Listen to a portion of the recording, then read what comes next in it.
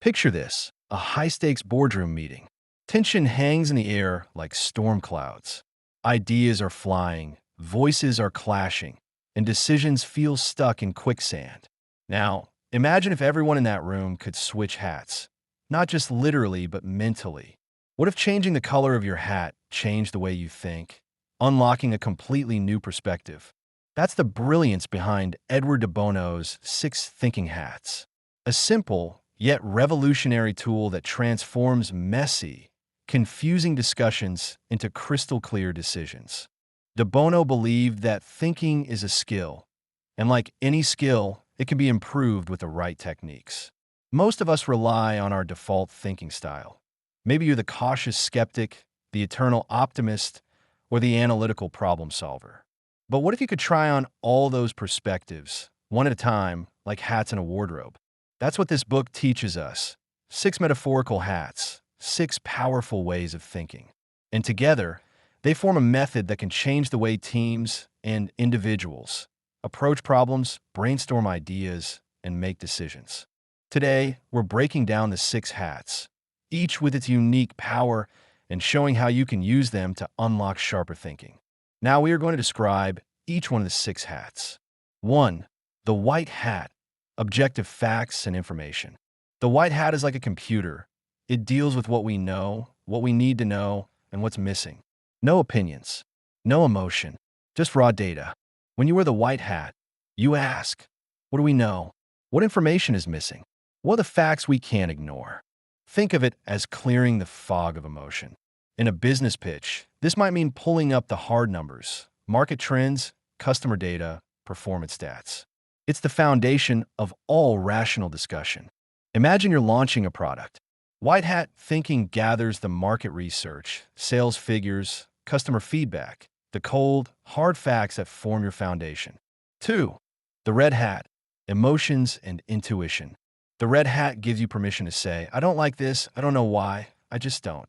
It's about gut instinct, feelings, and emotional reactions. Here, logic steps aside. You ask, how do I feel about this? What's my intuition telling me? In most workplaces, emotions hide behind poker faces. But De Bono argues they deserve a seat at the table. After all, if a decision makes your stomach twist or sparks excitement in your chest, those signals matter. And no, it's not irrational, it's valid. You're allowed to have feelings. You just have to recognize them as one lens of thinking.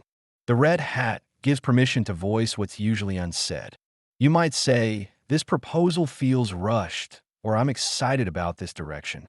With the red hat, those feelings are named, not hidden. 3. The black hat, critical thinking and caution. The black hat is the skeptic, the one pointing out the flaws, risks, and reasons something might fail. With this hat, you deliberately search for weaknesses. What could go wrong? What dangers are hiding in the shadows? It's the hat that prevents disasters, protecting us from blind optimism. But here's the catch. Overuse it, and you'll crush every idea before it has a chance to breathe. Balance properly, though. The black hat is your survival instinct, sharpening strategies against real-world obstacles. For example, in a hiring decision, black hat thinking might say, this candidate has great skills, but has job hopped every year. Is that a risk? The black hat doesn't kill ideas. It just tests them. 4. The yellow hat, optimism and positive potential. Now switch gears to a sunny yellow hat, glowing like the morning sun. This is the yellow hat, brimming with positivity and possibility. Here you ask, what's the upside? What opportunities could this create? What's the best case scenario? It's about seeing gold where others see rubble. This hat fuels motivation, inspires teams, and keeps ideas alive long enough to grow. Imagine pitching a bold new project. The yellow hat helps everyone see not just the risks, but the rewards waiting at the horizon. Someone with a yellow hat can say if we adopt this new software, we could cut onboarding time by 50%. Even if it's risky, yellow hat helps you see why it's worth it. 5. The green hat, creativity and alternatives. This is the fun hat. Green is for growth, creativity, and thinking outside the box. This is where brainstorming thrives. You ask, what's another way? What if we flip the problem upside down? What's never been tried before? The green hat is playful, experimental, even a little rebellious. It dares to scribble outside the lines. In practice, this might look like inventing a brand new marketing strategy or challenging a rule everyone assumed was unbreakable. For example, in a budget meeting, green hat thinking might suggest, what if we found a sponsor instead of cutting programs? Encourages lateral thinking. 6. The blue hat, process and control. And finally, the blue hat, the organizer. This hat controls when and how the other hats are used. It's the facilitator, the agenda setter, the manager of the thinking process. The blue hat doesn't focus on content. Instead, it manages the thinking process itself. It asks, which hat do we need now? How do we organize this discussion? What's the next step?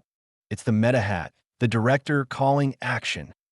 The blue hat keeps the entire 6 hat system in balance, ensuring the conversation moves with structure instead of spiraling into confusion. In a team meeting, the blue hat might say, "We've spent enough time on criticism. Now let's switch to yellow hat and find the upside." It's all about structure. So why does this work so well? Because it disentangles thinking.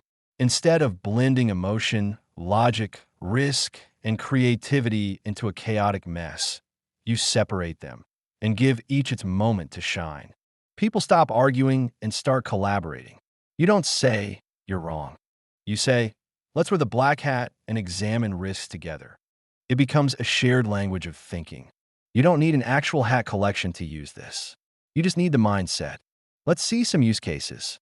In meetings, structure discussion. Start with white hat, facts, then red hat, gut reactions, then alternate yellow and black, pros and cons, then finish with green, new ideas, and blue, summary. In solo decisions, write your thoughts under each hat. This clears mental clutter and reveals hidden insights. In conflict resolution, switch hats together. Let's wear the yellow hat for a minute sound a lot better than stop being negative. In brainstorming, start with green hat to get creative juices flowing, but use black and yellow later to refine ideas. So, which hat do you wear most often? The emotional red? The critical black? Or maybe the creative green? Drop a comment and let me know.